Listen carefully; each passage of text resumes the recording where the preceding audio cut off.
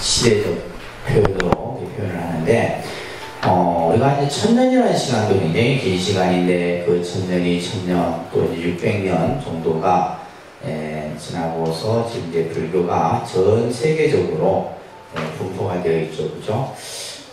그러면서 이제 우리가 어떤 지리적으로 불교를 구분할 때 이렇게 표현하는 것이 남방불교, 북방불교 이런 표현을 한다고 했어요, 그죠? 그 다음에 이제 우리가 지금 이제 공부하는 것은 초기 불교, 부파불교에서는 시대적 구분으로 이제 구분을 하는 겁니다, 그죠? 근데 이제 불교가 얼마나 이제 광범위하냐면, 저희가 이제 동국대학교에서도 이제 이 시대적으로 이제 전공이 다 달라요. 예를 들면 초기 불교를 전공하는 분들이 계시고, 또 부파불교를 또 공부하는 분들이 계시고, 또는 이제 대승불교도 보면 이제 초기, 중기 이렇게 나누어서 전공을 여러 이제 방면에 걸쳐서 전공들이 나누어집니다. 그러니까 이제 실제 우리가 지금 보는 것은 그냥 말 그대로 그냥 큰 하나의 어떤 줄기 정도만 보신다 생각하시면 될 것 같아요. 자, 그래서 지난 시간에 저희가 이제 명칭이 초기 불교, 근본 불교, 원시 불교, 원시 근본 불교 이런 용어들은 학자들에 의해서 결국 이 시대 구분도 뭐예요? 불교의 역사학자들이 이제 이러한 시대 구분들을 정하게 되는데, 그래서 이제 지금은 학계에서는 초기 불교라는 말로 통일을 한다고 했어요. 바랍니다. 초기 불교. 초기 불교에서 이제 뭐 여러 용어 표현들이 있지만은 이제 초기 불교 이런 식으로 이제 시대를 먼저 정합니다. 그래서 초기라는 말에서도 우리가 알 수 있듯이 부처님 제세시부터 이제 그러면 이 초기 불교를 어디에서 어디까지로 초기 불교를 할 것이냐라고 했을 때, 부처님이 생존했을 때부터 해서 부처님이 열반하신 후 약 100년에서 약 200년 정도. 그러니까 정확하게 연도를 딱 확정 짓는 것이 아니라 100년에서 200년 정도까지의 시대의 불교를 초기 불교라 한다. 이렇게 이제 그런 이제 설들이 이제 일반 학계에서 이제 보편적으로 초기 불교 시대를 얘기할 때 정하는 거예요. 그래서 이 초기 불교 시대는 부처님의 영향이 그죠 아직까지 남아 있었던 시대, 부처님의 흔적이라든지 또 부처님의 그런 자치라든지 이런 것들이 남아 있었던 시대의 불교를 얘기합니다. 지난 시간에 이 초기 불교 시대 때 꼭 기억해야 될 것이 뭐라고 그랬어요? 경과 그죠 율이 이제 결집이 되는 바로 제1결집이 이때 이루어졌다라고 말씀드렸어요. 그죠? 그래서 우리가 지금 접하는 여러 경들이 있는데, 그 경들 중에서도 이제 이 초기 불교 시대의 대표적인 경이 아함경이라는 경입니다. 그러니까 아함경. 여러분들 많이 들어보셨죠? 아함경이라는 경전인데, 또 여러분들 알고 있는 법구경이라든지 수다니파타라든지 이런 경전은 다 초기 경전들이에요. 그래서 이제 초기 경전들도 굉장히 분량이 많습니다. 그래서 이제 이 경을 안한에 의해서 이제 이 결집이 이루어지게 되고, 그 다음에 율이 또 성립이 되게 되는 이런 어떤 역사적인 이야기들이 여러분들이 기억을 하시면 되겠고요. 그 다음에 이제 불교가 시대가 이제 흐르겠죠, 그죠? 시대가 흐르면서 뭐가 생기냐면 분열이 일어나요, 분열. 우리가 예를 들면 어떤 뭐 정치 집단이 됐든 종교가 됐든 그죠? 사람이 모이면 그 사람이 모인 가운데서 반드시 뭐요? 생각이 다 달라. 생각이 다 달라요. 생각이 다르게 되면 반드시 뭐가 일어나요? 분열이 생긴다. 그래서 부처님 당시 때는 그 분열의 모습이 보이지 않았었는데, 부처님이 열반하신 후 이제 시간이 지나다 보니까 스님들, 수행자들의 생각이 달라. 그래서 제일 처음에 일어난 분열을 근본 분열이라 그럽니다. 그러니까 근본 분열. 네, 근본 분열이 생기게 돼요. 그래서 이 근본 분열은 이제 우리가 먼저 상자부하고 대중부라고 하는 이제 두 파가 나눠지게 돼요. 파가. 분열이라는 것은 파가 나누어지는 거죠. 그죠? 우리 독립선언안에도 보면 파가 여러 파가 있는데, 하여튼 파가 많습니다. 파가 다. 근데 밥 먹을 때도 보면 그 파끼리 앉아서 모여요. 그러니까 사람이 모이면 그런 것이 당연한 거예요. 당연한 거예요. 우리 스님들은 더더욱더 그럽니다. 자, 그래서 상자부라고 하는 것은 뭐냐면 이런 보수라고 이해하시면 돼요. 이 상자부 같은 경우는 보수의 사고를 가진 분들. 반면에 이제 대중부는 뭐요? 진보겠죠, 그죠? 그래서 어디 어떤 뭐 집단이든지 모든 어떤 우리가 조직을 만들게 되면 반드시 이 보수와 진보가 나눠지게 됩니다. 그러다 보니까 이제 이 상자부 같은 경우는 뭐냐면 보수는 뭐예요? 부처님이 말씀하신 것을 지켜야 된다 이거예요. 시대가 변할지라도 부처님이 말씀하신 가르침이나 계율은 지켜야 된다. 이렇게 주장하는 사람들이 이제 상자부고, 반면에 이제 대중부는 뭐예요? 시대가 변하니까 바뀌어야 된다 이렇게 주장하는 거죠. 시대가 변하니까 바뀌어야 된다. 그러면 가장 우리가 시대의 변화에서 급속도로 지금 우리가 변하는 게 뭐냐면 경제예요, 경제. 그래서 뭐 산업혁명 무슨 뭐 해갖고 그죠? 계속해서 우리가 지금 사는 시대도 변하고 있잖아요. 급속도로 변하는데, 근데 그 변화의 중심이 역할을 하는 것이 바로 뭐냐면 경제입니다. 그러니까 이 수천 년 이 시대 때도 마찬가지였어요. 그래서 예를 들면 농업 사회에서 상공업 사회로 바뀌게 되고, 그 다음에 이제 상공업 사회가 된다는 것은 결국 뭐예요? 경제가 활성화된다는 거예요. 그래서 이 불교도 마찬가지로 이 경제의 영향을 굉장히 많이 받습니다. 사실은. 한 나라의 어떤 그 국가 경제에 따라서 불교의 어떤 여러 가지 체제들이, 우리나라 역사만 봐도 그런 것들을 우리가 충분히 이해할 수가 있어요. 자, 그래서 이제 이 상자부는 부처님의 가르침을 지키자, 아니면 시대에 따라서 변하자. 그게 이제 핵심의 역할을 했던 것이 바로 뭐냐면 계율에 대한 이해입니다. 뭐에 대한 이해예요? 그죠? 결국 중심은 계율이거든요. 부처님이 말씀하신 거니까 지켜야 된다. 아니다. 시대가 변하니까 바뀌어야 된다. 이걸 이제 대표적으로 했던 것이 바로 이 분열의 원인이 되게 됩니다. 자, 여러분들 한번 교재 보시게 되면, 자, 그래서 이제 부파불교라고 하는 명칭이 결국 이제 분열에 의해서 나타나게 되는데, 교재에 나와 있듯이 뭐요? 시대의 변화에 따라서 교단도 이념과 사상에 따라서 분열이 나타나기 시작한다. 이러한 시대를 무슨 불교 시대라 한다? 부파불교 시대라 한다. 그러니까 부파불교. 그래서 이 분열의 원인이 뭐냐 하면 계율에 대한 문제였어요. 그래서 당시 바이살리라고 하는, 이 바이살리는 지금 인도에서 창원과 같은 그런 도시예요. 그러니까 쉽게 말해서 경제가 아주 이렇게 막 일어나는 그런 도시였는데, 이곳에서 이제 스님들이 10가지 문제를 가지고 논쟁을 벌이게 됩니다. 10가지 문제. 이것을 십사라 그래요. 십사의 문제인데, 이제 10가지 일을 가지고 이제 이것을 지켜야 되느냐, 쉽게 말해서 이제 위헌 결정을 하게 되는 거예요. 위헌 결정.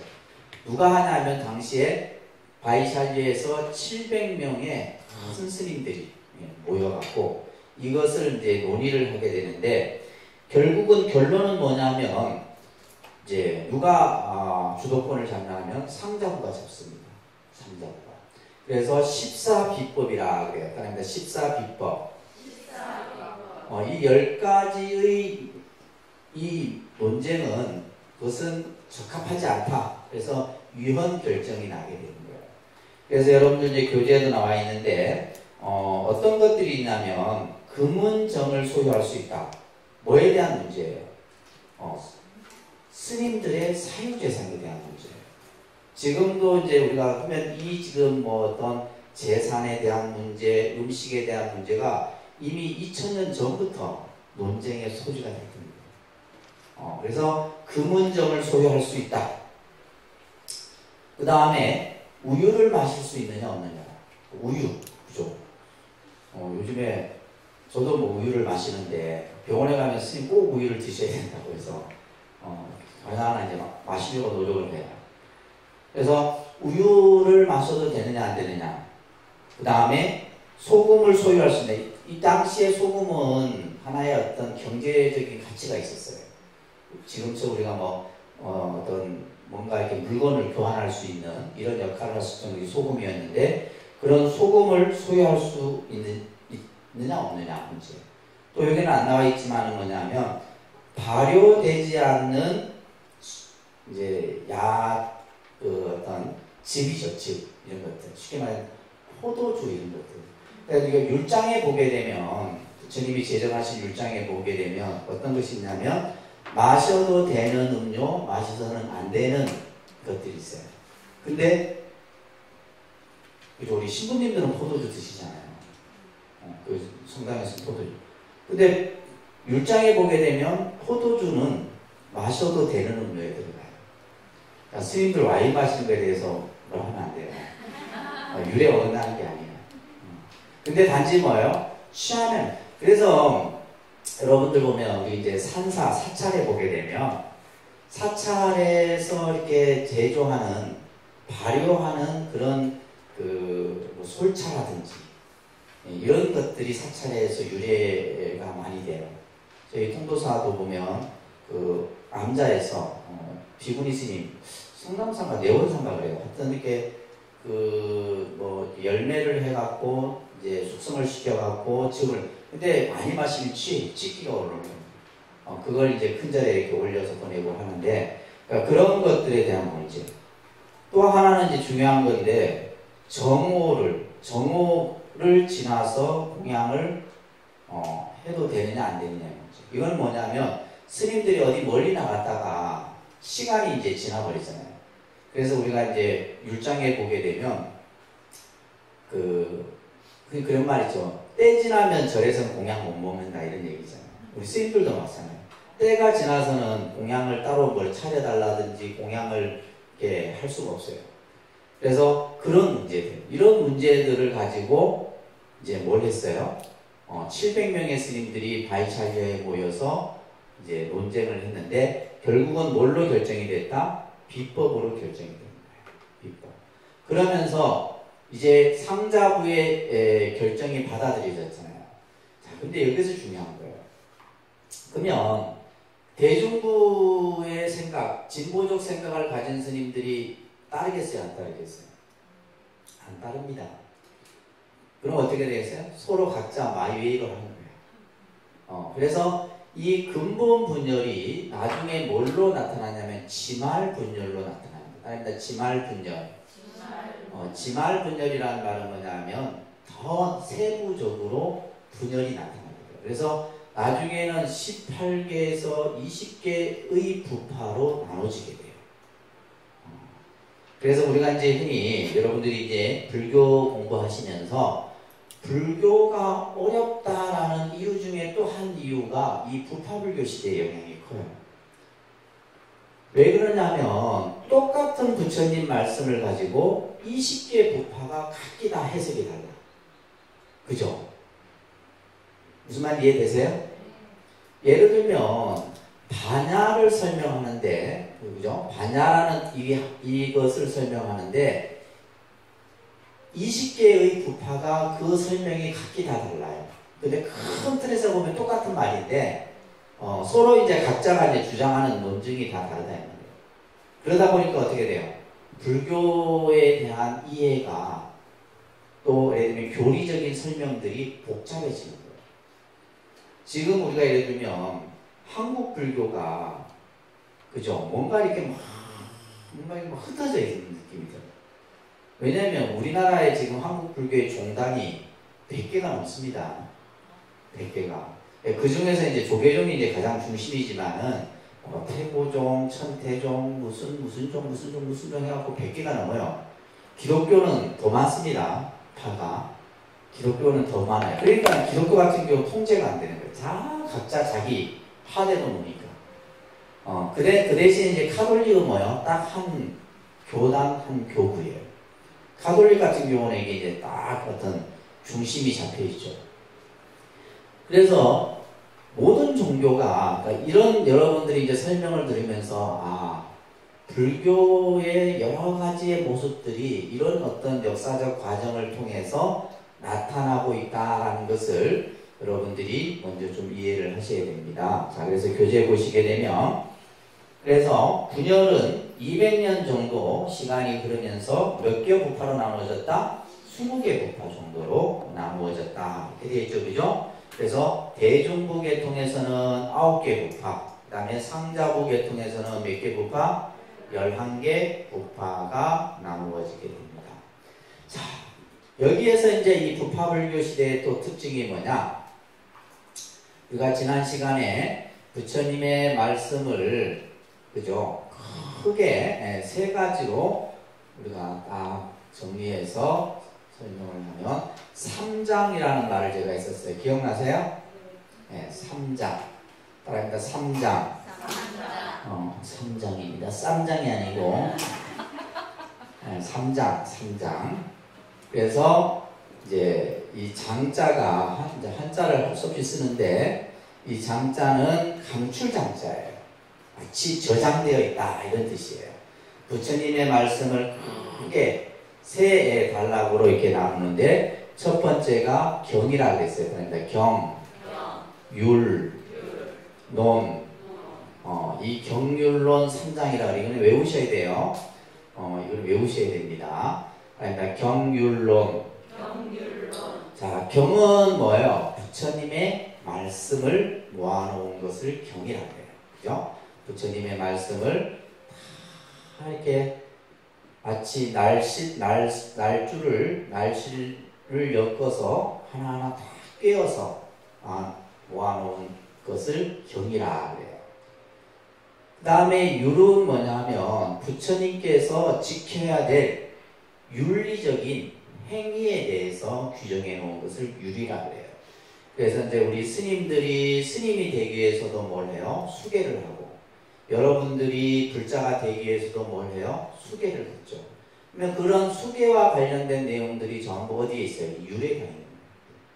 율도 보면 뭐 4분율, 5분율, 마하승지 해갖고 굉장히 복잡하고 많습니다.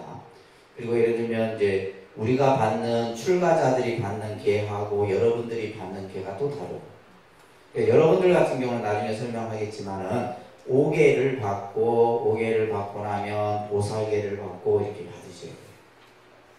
나중에는 다 보살계 받으셔야 됩니다. 보살계를 다 받으셔야지 말 그대로 보살이 되는 거예요.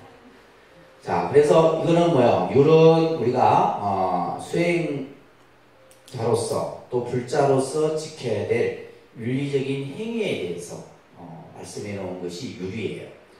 그 다음에 이제 이 논인데, 자, 이 경과 율은 초기 불교 시대 때 성립이 되게 되죠. 그죠? 되고, 부파불교 시대에 와서는 뭐가 만들어지냐면, 이 논장이 만들어 성립이 되게 돼요. 이 논이라고 하는 것은 뭐냐 하면, 경의 주석서입니다. 경의 주석. 주석서라고 하는 것은 뭐냐면, 주석이라는 것은 뭐냐면, 우리 논문들 보면 각주 같은 게 있죠. 그죠? 그 용어에 대한 세부적인 설명들이 또 붙어 있어요. 그러니까 이 논은 뭐냐면 부처님의 말씀을 또 세부적으로 설명을 하나하나 해놓은 것들이에요. 그러니까 경도 많지만은 경보다도 논이 더 많겠죠. 이 논이 어렵습니다. 논이 어려워요. 그래서 대표적인 논서 하면 뭐 구사론, 비바사론, 예를 들면 중론, 대승기신론, 이런 이제 또 끝에 보면 뭐가 붙어요? 논자가 붙는 거예요. 논자. 우리 이제 대학에서도 논문 하잖아요. 논문. 이 논자가 붙어서, 그러니까 논서는 뭐냐면 굉장히 체계적이고 조직적이고 아주 합리적인 개념으로 설명이 되어 있는 거예요. 그러니까 이제 웬만한 우리 이제 제가불자들은 이 논소에 접하는 것은 굉장히 어렵습니다. 제가 봐도 머리가 아파요. 주사로 이런 같은 경우를 보면, 그러니까 어느 정도냐 하면, 아까도 얘기했듯이 우리가 예를 들면 공이다. 이 공에 대한 설명이 어마어마하게, 우리가 예를 들면 요즘같이 인터넷 들어가서 여러분들 공을 치고 엔터 탁 치면 어떻게 돼요? 논에 대한 정보가 쭉 나오잖아요. 요즘은 그런 시대잖아. 마찬가지로 이 논소에 이 공이라는 글자를 딱 찾으면 이에 대한 설명이 그냥 각 부파마다 설명이 쫙 나오는 거예요. 그래서 이제 우리가 스님들이 논문을 쓸 때 이것을 제1차 자료, 그 다음에 논을 2차 자료, 이 두 개를 같이 보면서 논문을 쓰는 거예요. 논문을 쓸 때. 그래서 이제 불교의 교설이 그렇게 해서 좀 어렵게 느껴지는 겁니다. 자, 그래서 여기 보시게 되면 논이라고 하는 것은 아비달마라는 말로 표현했답니다. 아비달마. 그래서 부파불교 시대를 아비달마 시대라고도 표현해요. 아비달마 불교라고도 표현하는데 이 뜻은 뭐냐면 대법에 대한, 법에 대한 연구, 또 교리나 또 교리에 대한 연구, 해석을 보통 우리가 논이라 하는 거예요. 그래서 논은 법에 대한 주석서로서 경의 자세한 설명과 해석을 조직적으로 체계화시켜 놓은 것이 바로 논이다. 자, 이렇게 이제 우리가 정리를 여러분들이 하시면서 또 여러분들이 꼭 기억해야 될 것이 있어요. 어떤 거냐 하면 이제 초기 불교하고 부파 불교 시대가 되면서 이 시대의 특징들이 있어요. 이 시대의 특징들. 어떤 특징이 있냐면 초기 불교 시대 때는 이제 이때는 뭐냐 하면 그래도 부처님의 가르침이나 부처님의 말씀을 따르고자 했던 사람들이 많이 그래도 있었던 시대예요. 그래서 부처님의 경을 중심으로 해서 부처님의 유를 중심으로 해서 수행을 하고 공부를 했었다는 거예요. 그러다 보니까 이때 이제 이 부처님에 대한, 그죠? 부처님에 대한 어떤 이 사람들의 생각은 뭐냐면 우리가 말하는 인류의 스승의 이미지로서 부처님을 생각했었던 거예요. 예를 들면 우리가 어떻게 살아야 되고 어떻게 수행해야 되고 어떤 길을 가야 되는가, 이런 것들을 이제 부처님을 스승과 같은 이미지로서 생각을 했었어요. 그런데 이제 그러면서 부파불교 시대가 되다 보니까 부파불교 시대 때는 이제 좀 더 파가 나누어지다 보니까 굉장히 뭐가 돼요? 집단화되고 조직화됩니다. 그러니까 20개 부파 각각의 이제 상자부다 대중부다 하니까 서로 논리적인 논쟁도 벌어지고 이렇게 합니다. 그러면서 이때는 이제 어떤 것이 특징이냐 하면 출가 중심의 불교였어요. 출가 중심의 불교. 그러니까 스님들만의 불교였다는 거예요. 스님들만. 그러니까 여러분들 같은 경우는 불교를 이렇게 접해볼 수 있는 기회가 그렇게 많지 않습니다. 여러분들의 역할은 뭐였냐면 스님들께 공양 올리고 그냥 부처님께 탑이나 이런 데 가서 예배 드리고 하는 정도였어요. 예를 들면 경을 본다든지, 그죠? 이런 것은 할 수도 없었어요. 왜? 스님들이 그런 기회를 여러분들에게 안 줬어요. 주지를 않았습니다. 그러다 보니까 이제 그러기 때문에 이때의 불교를 승원 불교를 합니다. 무슨 불교? 승원 불교. 사찰 안에서만 이루어지게 돼요. 사찰 안에서만. 또 그러면서 또 하나는 뭐냐면 학문 중심의 불교예요. 그러니까 각각의 부파마다 자기 나름대로의 교리를 만들겠죠, 그죠? 교리를 만들다 보니까 그 교리가 너무 다양해져요. 그래서 이 부파불교 시대 때는 출가 중심의 형태의 불교의 모습을 유지했었고 학문 중심이에요. 그러다 보니까 이제 뭐가 결여가 돼요? 그러니까 스님들이 하는 일이 뭐냐면 맨날 저에 앉아갖고 부처님 경전 가지고 논을 쓰고 그것을 가지고 많이 틀리니 하고 맨날 책과 실험하는 거예요. 뭐가 빠져있어요? 수행이 빠져있어요. 뭐가 빠져있어요? 수행적인 측면이 빠져버린 거예요. 그리고 또 하나는 뭐냐면 승원 중심의 불교다 보니까 절 바깥에 이런 관심이 없었어. 절 밖에 이런 관심이 없어요. 오로지 뭐예요? 그냥 신도들이 시주하는 그거 가지고 그냥 절 안에서 그냥 부처님 경이나 보고 그냥 뭐 틀리니 맞니 이렇게 맨날 자기들끼리 싸우고 이렇게 했다고. 그러다 보니까 뭐예요? 대중 일반 민중과는 어떻게 돼요? 멀어지게 되겠죠. 점점점 멀어지게 됩니다. 그러다 보면서 이제 어떻게 돼요? 이 부파불교 시대 때 되면 긍정적인 측면도 있었지만은 안 좋은 면들이 더 부각이 되게 돼요. 그러면서 불교는 점점 은둔적인 불교의 모습으로 나타나게 돼요. 자, 그런데 다행히도 누가 있었어요? 대중부라고 하는 또 생각을, 그러니까 쉽게 말해서 진보 성향을 가진 분들이 또 계셨잖아요. 이렇게 불교를 둬서는 안 된다. 부처님께서는 뭐요? 중생들과 함께 하셨지. 예를 들면 뭐 책이나 보고 그냥 뭐 절에 틀에 박혀갖고 그냥 그죠? 중생들의 고통을 외면하고 그렇게 부처님이 하라고 하지 않았다. 그래서 새로운 불교를 다시 일으키는데 그 일으키는 불교가 이제 여러분들이 앞으로 계속해서 공부해야 될 무슨 불교요? 대승불교예요. 무슨 불교? 대승불교.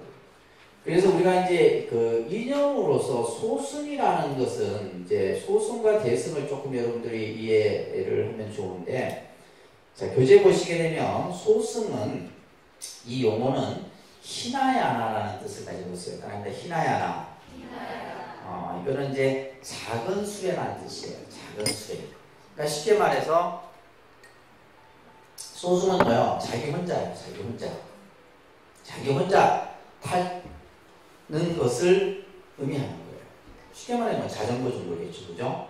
반면에 대승은 마하야나라는 용어를 가지고 있어요. 그러니까 마하야나. 그런 이제 큰 탈 것이라는 뜻이에요. 이것을 이제 중국 사람들은 대승을 마하연이다. 이렇게 이제 한자로 표현을 한 겁니다. 그래서 소승과 대승을 우리가 이제 크게 차이점을 구분해 보면 말합니다. 자리와 이타라는 말을 꼭 기억하셔야 돼요. 말합니다. 자리 이타. 그래서 대승은 내보다는 자기의 이로움보다는 뭐요? 이타라고 하는 다른 사람의 이로움에 중심이 되어 있어요. 나는 좀 선불을 안 하더라도 다른 중생부터 먼저 선불시키겠다. 이게 대승이에요. 반면에 소승은 뭐예요? 자리예요, 자리. 그러니까 뭐냐면 다른 사람은 관심 없어. 뭐예요? 내 혼자 그냥 열심히 절에 가서 기도하고 나 혼자 공들이고 이런 이제 생각을 가진 분들을 우리가 소승이라 얘기를 하는 거예요. 그래서 대승은 자리 이타를 근본으로 한 보살의 실천과 제가불자적인 성향들을 나타나게 돼요. 그래서 이제 대승불교는 아까도 얘기했듯이 이 대승불교가 일어나게 되는 여러 가지 영향들을 이제 나중에 여러분들 공부를 하시게 되는데, 첫째는 진보 성향의, 그죠? 그래서 이것을 우리는 대중부라고 해요. 진보 성향의 스님들이 이제 새로운 이제 불교가 너무 그냥 스님들 중심으로 되고, 백성들의 아픔은, 그죠? 등한시하고, 사람으로부터 멀어져 버립니다, 불교가. 그래서 진보 성향의 대중부 스님들과 누가 손을 잡아요? 여러분들. 제가 신자들. 이 손을 잡고 새로운 부처님의 참 정신을 회복하자. 그러면 부처님의 참 정신은 뭐예요? 그러니까 불교의 근본 정신은 중생제도입니다. 불교의 근본 정신은 뭐라고요? 중생제도. 부처님이 이 세상에 오신 이유 중생제도예요. 불교가 존재하는 이유 중생제도예요. 중생을 제도하는 것이 근본 목적이다 이 말이에요. 내 혼자 해탈하는 것이 목적이 아니라 수많은 중생들을 제도하고자 하는 것이 불교의 목적. 그래서 이 진보 성향의 대중무슬림들과 제가자들이 새로운 구도자를 만들게 돼요. 새로운 형태의 구도자. 그게 누구예요? 바로 여러분들이 알고 있는 보살이에요. 보살. 이렇게 해서 보살이 탄생이 되는 겁니다. 근데 이 보살은 뭐예요? 보살의 역할은 뭐예요? 중생제도예요. 중생제도입니다. 이게 이제 대승불교예요. 그래서 기존의 부파불교 또 그 이전의 시대의 불교가 가지고 있던 여러 가지 부족한 부분들을 보살이 이 보살과 더불어서 이 보살이 하는 행을 무슨 행이라 해요? 바라밀 행이라 해요. 무슨 행? 바라밀. 그래서 대승불교 하면 여러분들은 보살과 바라밀 행이라는 이 행을 잊어버리면 안 돼요. 이게 대승불교의 근본 정신이에요. 그리고 이 두 개를 바탕으로 해서 중생을 제도하고자 하는 부처님의 그 정신을 다시 회복하고자 나타나게 되는 것이 바로 대승불교입니다.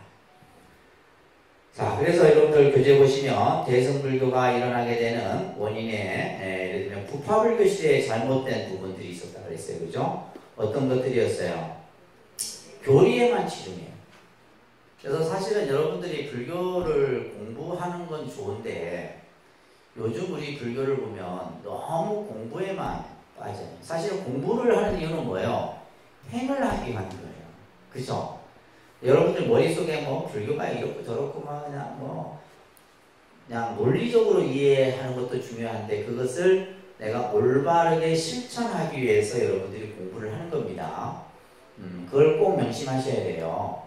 왜냐하면 내가 올바른 이해를 갖추지 못하면 잘못된 믿음이나 또 신앙으로 빠질 수 있기 때문에 여러분들이 올바른 믿음을 갖추기 위해서 공부를 하시는 거예요. 그래서 실전 수행면은 형식화되어서 출가 위주의 풍조 이런 잘못된 모습들이 당시에 있었던 것들을 시정하고 자 여기서 중요한 것이 바로 부처님의 참 정신을 회복하기 위하여 대승불교가 제가 신자와 출가 제자들이 성립시켰다. 그래서 출가 제자는 누구였어요? 대중부, 그죠? 대중부의 출가 제자들과 그 다음에 제가 신자 여러분들이 새로운 부처님의 가르침을 하기 위해서 이때 기원전 1세기경인데 이때는 이제 불탑을 중심으로 사람들이 모입니다. 여러분들 그래서 저 동남아시아나 미얀마나 태국이나 스리랑카 가면 탑이 많죠. 탑이 많습니다. 그래서 특히 미얀마 같은 경우는 불탑의 나라라고 해요. 탑이 어마어마합니다.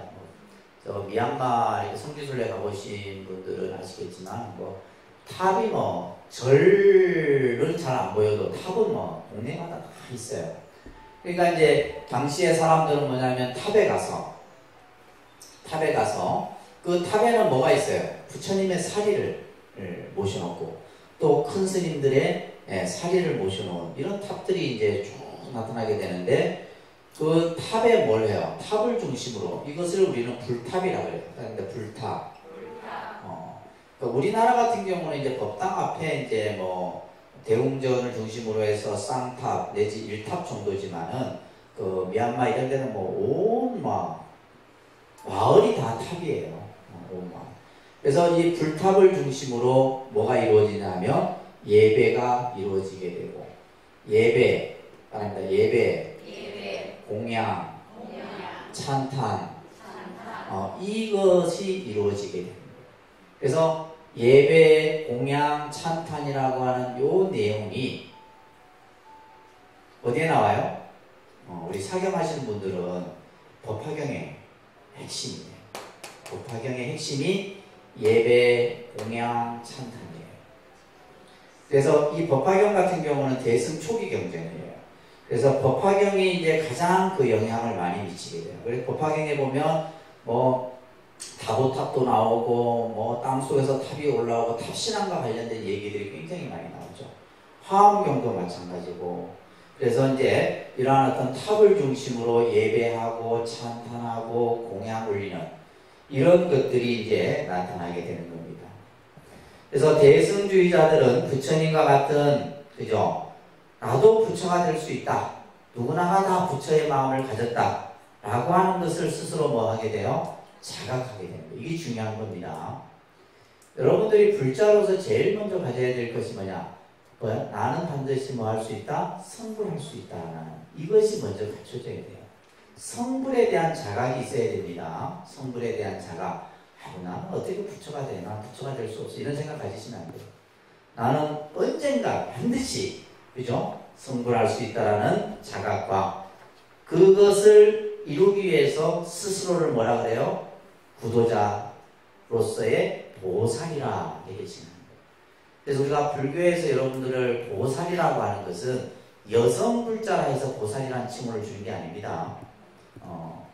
우리가 뭐 남자분들을 거사라하고, 한국 불교에서는 사실 이제 이 용어 자체가 그렇게 딱 하나의 고착이 되어버렸는데, 보살은 여성에게 쓰여지는 그런 그 존칭에 붙는 그런 표현이 아니에요. 구도자적인 성격을 가졌기 때문에 보살이라는 거예요. 끊임없이 뭘 하고, 바람일행을 실천하고, 중생을 제도하고자 하는 마음을 끊임없이 일으키기 때문에 여러분들을 뭐라 한다? 보살이라 한다. 하는 거예요. 그러면서 여기에서 가장 중요한 것이 부처님의 공덕이에요. 예, 덕은 공덕을 말합니다. 부처님의 뭘 찬탄한다고요? 공덕을 찬탄. 우리가 종교의 신앙적인 측면에서 보면 다 그 색깔이 비슷해요. 여러분들 절에 다니면서 뭐 기도도 하고 뭐 나름대로 그죠 하지요. 근데 그 기도의 가장 핵심은 뭐냐면 모든 종교의 기도는 찬탄입니다. 뭐라고요? 찬탄. 그래서 기독교도 마찬가지고 뭐 이슬람교든 어떤 종교든 간에 그 종교의 신앙의 핵심은 찬탄이에요. 이 찬탄을 통해서 이제 우리가 예를 들면 쉽게 얘기해서 여러분들 기도할 때 부처님 명호를 부르는 거 있잖아요. 명호. 예를 들면 관세음보살이나 서가모니불이나 이 부처님의 명호를 부르는 건 뭐예요? 여러분들 뭐 명호를 부르면서 부처님 우리가 막 서가모니불 부르면 서가모니 부처님이 오실 것 같아요. 그런 느낌이 그런 게 아니에요. 서가모니 부처님의 뭘 찬탄하는 거예요? 공덕을 찬탄하는 거예요. 뭘 찬탄한다? 공덕을 찬탄. 부처님의 공덕을 찬탄하는 거예요. 그 공덕을 찬탄하다 보면 여러분들의 마음은 어떤 마음이 돼요? 환희의 마음이에요. 환희, 신이 생깁니다. 환희신. 그래서 내가 예를 들면 안 좋았던 마음, 안 좋았던 내 생각, 또 여러 가지 복잡한 이런 것들이 이 찬탄을 통해서 싹 없어지는 거예요. 그래서 예를 들면 우리가 이제 사찰에 가서 막 부처님 명호를 막 그냥 소리내서 막 그냥 부르고 나면 내 마음이 굉장히 기뻐요.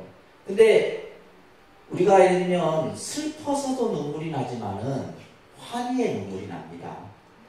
여러분들이 이제 기도하시면서 이런 걸 경험해 보셔야 돼요. 서가모니 부처님을 부르다 보면 서가모니 부처님의 그 공덕에 나도 모르게 뭐예요? 환희의 눈물. 그런 거 경험해 보셨어요? 이런 걸 해 보셔야지만 여러분들이 불교 신앙에 그래서 간혹 보면 교인들 있잖아요. 교인들 막 영성기도 하고 할 때 사람들 막 울고불고 하죠. 그러니까 종교적 입장에서 보면 제가 볼 때는 저 사람들은 뭐예요? 완전히 빠진 사람들이에요. 빠졌기 때문에 그냥 그게 가능해요. 가능한데 또 혼자서는 그게 잘 안 돼. 왜? 군중심리가 있어요. 예를 들면 기도도 마찬가지예요. 혼자 하면 기도 안 됩니다. 혼자 백날을 해봤자 기도 안 돼요. 기도는 뭐예요? 내가 1000명이 있는 가운데서 기도하면 내가 1000명의 길을 다 받는 거예요. 그 사람의 길을 내가 다 받는 겁니다. 그러니까 뭐예요? 내가 좀 잘 못해도 뭐예요? 굉장히 기도가 잘 되는 거죠. 종교 심리가 그래요. 종교 신앙적인 면에서 봤을 때. 그래서 이 찬탄, 뭘 찬탄한다? 부처님의 뭘 찬탄한다고요? 공덕을 찬탄한다. 공덕을 찬탄하면서 내 마음이 환희로운 마음이 되고 기쁨의 마음이 되고, 그래 하게 되면 내 마음은 뭐예요? 긍정적인 마인드로 바뀌게 됩니다. 뭐 그래갖고 내가 하는 일들이 잘 되는 거예요. 그렇게 기도의 의미를 여러분들이 이해를 하셔야지 부처님이 무슨 내가 막 목이 터지라 부른다 해갖고 부처님이 오셔서 여러분들 소원 들어주고 그런 게 아니에요. 그래서 부처님의 공덕을 찬탄하는 경전들이 나타나게 되는데, 자, 그래서 우리가 이제 초기 대승경전, 대승중기경전, 대승후기경전. 자, 여러분들 이제 초기 대승경전들, 자, 이 경전들은 주로 이제 뭐냐면 불탑신앙을 중심으로 해서, 그래서 대표적인 것이 무슨 경? 법화경이라고 했어요. 그래서 법화경은 예배 찬탄 공양이에요. 그래서 법화경을 이렇게 신취한 사람들을 보게 되면 안 한 사람들보다 신심이 훨 낫습니다. 안 한 사람들. 그래서 법화경 하는 사람들은 잘 빠지죠. 깊게 빠집니다. 법화경 자체가 그렇게 돼 있어요. 다 돼 있습니다. 그래서 또 법화경 같은 경우는 크게 어렵지 않기 때문에 사람들로 하여금 신앙심으로 이렇게 귀결시키도록 할 수 있는 것이 법화경이에요. 그 다음에 이제 화엄경 같은 경우도 이제 화엄경은 원체 광대하고 또 이해적으로도 불교를 많이 공부를 해야 돼서 알 수 있는 것들이 많죠. 그죠? 자, 그래서 대표적인 우리가 이제 경전을 보게 되면 다입니다. 반야경. 반야경만 해도 어마어마합니다. 우리가 보통 반야경 하면 600부 반야라 해서 권수로 치면 600권 정도. 그러니까 금강경이 이제 이 600권 중에서 577권째 해당되는 거예요. 그러니까 반야경이 어마어마하다. 그 600권을 엑기스만 모아놓은 것이 270자 반야심경이에요. 그러니까 엄청나죠. 이런 경전들이 전부 뭐예요? 초기 이 경전, 대승경전에 해당됩니다. 그 다음에 화엄경 같은 경우, 화엄경도 방대합니다. 그래서 80권본도 있고 40권본도 있고, 나중에 여러분들 전문가장에 가시면 이제 이런 것들 다 배우게 돼요. 이런 것들은 따로따로 화엄사상, 법화사상, 반야사상 이렇게 따로따로 해서 공부를 하시게 돼요. 전문가장에서는. 따라합니다. 반야경, 화엄경, 법화경, 유마경, 이런 경전들. 보진 못하더라도 경명이라는 것이 그래도 읽어보면서 언제 이런 거 보겠어. 자, 이런 경전들이 이제 초기 대승경전이고, 특히 이제 초기 대승경전에 아주 중요 인물이 하나 있는데 바로 용수보살이라는 보살이에요. 용수보살.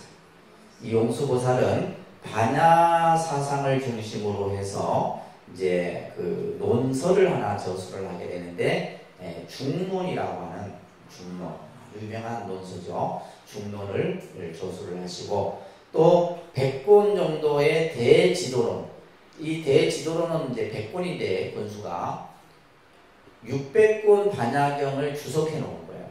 엄청난 겁니다. 그래서 이제 스님들이 대학에서 반야 사상을 공부한다든지 할 때는 이제 중론이라든지 이 대지도론을 봐야 되죠. 그 다음에 이제 대승중기에 와서는 유식사상과 열애장 사상의 경전들이 표천이 됩니다. 그다음에 유식사상, 열애장 사상.